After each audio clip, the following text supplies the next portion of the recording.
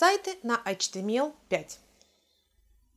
Этот видеоматериал был подготовлен при поддержке компании Mars Development, которые любезно предоставили нам консультацию. Каждому человеку в интернете известно, что такое HTML. Но мало кому из них известно, что, возможно, HTML5 не просто новая версия веб-языка. Это новая эра в веб-разработках. Дополнительные возможности HTML5 предназначены для создания веб-приложений и сайтов, которые позволяют взаимодействовать с формами, подключать мультимедийный контент, расширять возможности работы с программными интерфейсами и структурированием документов. Где применить HTML5? Структурные возможности HTML5 делают структуру документа более простой, а код чище. Новые семантические элементы header, nav, section, article, aside и footer могут использоваться вместо контейнеров div, которые применяются сейчас в HTML4. Мультимедийные возможности HTML5 делают излишним использование Adobe Flash и многих других дополнительных программ. Музыку и видео можно воспроизводить непосредственно в браузере. Доступно также более удобное размещение фотографий и изображений без использования каких-либо дополнительных программ, которые требуются для этого в HTML4.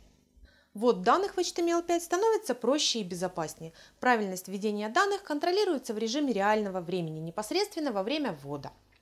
В HTML4 проверка ошибок и сообщения о них происходит уже после отправки документа, что может создавать дополнительные сложности пользователям. Внешний вид. Текст и изображение становятся одним целым.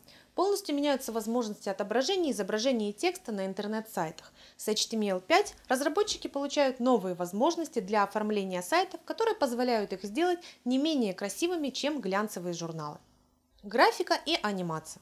Новая функция Canvas позволяет размещать анимацию, графику с меняющимся контентом и небольшие игры непосредственно на веб-сайтах. При использовании HTML4 для этого требуются дополнительные программы, например, Adobe Flash.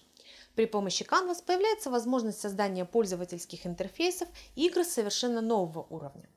Но и в HTML5 не обошлось без своих недостатков. Уязвимость HTML5 в области защиты данных. Такую уязвимость создает большой объем данных, которые сохраняются на жестком диске пользователя и хранятся там долгое время.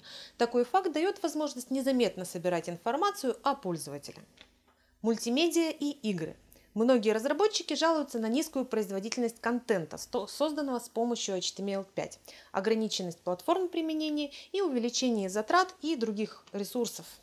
Но несмотря на все недостатки тестовой версии HTML5, гиганты интернета начинают активно использовать эту версию, например, Google, YouTube и так далее.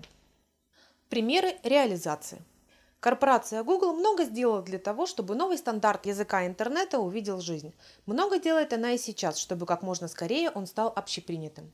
Для его рекламы часто используется стартовая страница Google.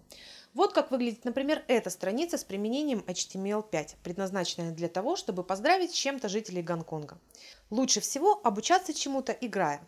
Вот перед вами замечательный сайт html5game.ru.